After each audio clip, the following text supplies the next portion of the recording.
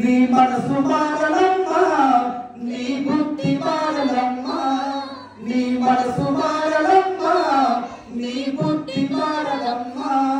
హల్లెలూయా. మనసు బుద్ధి ఎప్పుడైతే మారుతుందో ఖచ్చితంగా నువ్వు పరలోక రాజ్యంలో చేరుకుంటావు. పరలోక రాజ్యం చేరాలంటే ఈ భూమి మీదనే మనసు వదలాలంటే ఏకండి ఒకరు చేసిన తప్పు మనం చేస్తే వాళ్ళకి మనకు తేడా ఏమీ లేదు కదా. వాళ్ళు చేసిన తప్పు మనం చేస్తున్నాం, తేడేముంది? బైబిల్లో ఉన్నారు కదా 10 మంది కన్యకలు, 5 మంది బుద్ధి గలవారు, 5 మంది బుద్ధి లేనివారు. మరి అందరూ కూడా పరలోక రాజ్యంలో పెళ్లి కుమారుని ఎదుర్కోవడానికి వెళ్ళారు. మరి ఎంతమంది పడిచారు, ఎంతమంది బయటకు వచ్చారు? అందరు దేవుళ్ళు వచ్చిన వాళ్ళే, అందరూ పెళ్లి కుమారుని ఎదుర్కొని వెళ్ళిన వాళ్ళే. మరి 5 మంది ఎందుకు లోపలికి పోయారు, 5 మంది ఎందుకు బయటకు వచ్చారు? జ్ఞానం కలిగి నడుచుకోవాలంట, అవివేకుల్లో ఉండదంట. ఈ జీవితం విలువైనది, నరులారా రండి, సెలవైనది, దేవుని సెలవైనది. సిద్ధపడినావా చివరి యాత్రకు? హల్లెలూయా. ఎందుకంటే చివరి యాత్ర అది ఎప్పుడంటే ఏ క్షణమో తెలియదు, ఏ గడియనో తెలియదు. కానీ దేవుడు ఒక్కడే బయటపడతాడు. నేను వీళ్ళు ఒక్కనే, మీ ఊరి వాటిని, ఈ మనిషిని. నాకు అర్థమైంది, ఏ క్షణమో తెలియదు, ఊపిరి ఆగిపోవడం. ఏమన్నా తెలియట నేను తెలియట ఇవాళ ఇంట్లో రేపు మంట, ఇవాళ ఇంట్లో రేపు మంట, ఏది నీది కాదే యేసయ్య నీకు తోడే, ఏది నీది కాదే యేసయ్య నీకు తోడే. హల్లెలూయా. నీకు తోడుగా యేసయ్య మాట తప్పే నీకెవరిని ఎమ్మన్నాడు, ఏడు నీతో రాదు. మరి ఏమొస్తుంది? మంచిదా చెడ్డదా? ఈ రెండిట్లో ఒకటి.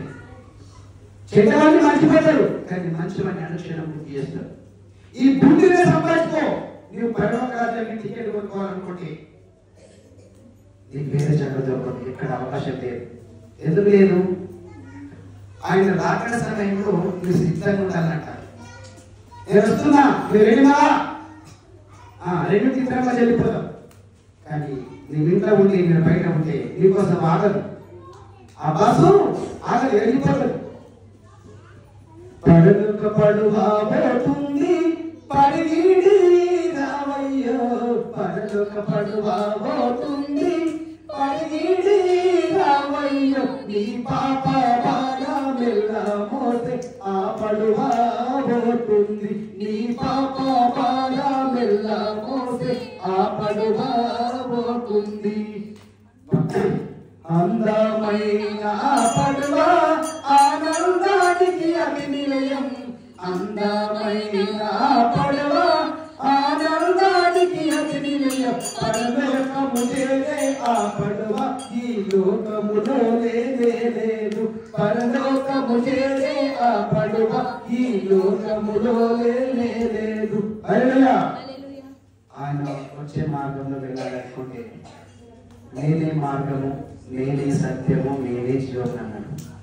నా ద్వారా తప్ప నా తండ్రి యొక్క ఎవడను వెళ్ళలేవు. యేసుక్రీస్తుని అనుసరిస్తే తప్ప మనం పరలోకం వెళ్ళలేము. మనం అందరికి వస్తుంది, మనం పరమ లేరన్నా.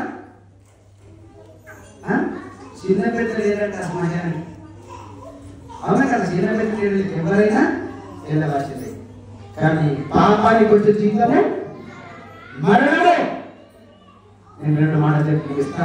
ఇంకొక మాట ప్రకటన గ్రంథం 22వ అధ్యాయం 11-12 వచనాలు. 11-12 వచనాలు. అన్యాయము చేయవాడు ఇంకను అన్యాయమే చేయనిమ్ము, అపవిత్రుడైన వాడు ఇంకను అపవిత్రుడుగానే ఉండనిమ్ము, నీతిమంతుడు ఇంకను నీతిమంతుడుగానే ఉండనిమ్ము, పరిశుద్ధుడు ఇంకను పరిశుద్ధుడుగానే ఉండనిమ్ము. ఇదిగో త్వరగా వచ్చుచున్నాను, వాని వాని క్రియల చొప్పున ప్రతి వానికి ఇచ్చుటకు నేను సిద్ధపరిచిన జీతము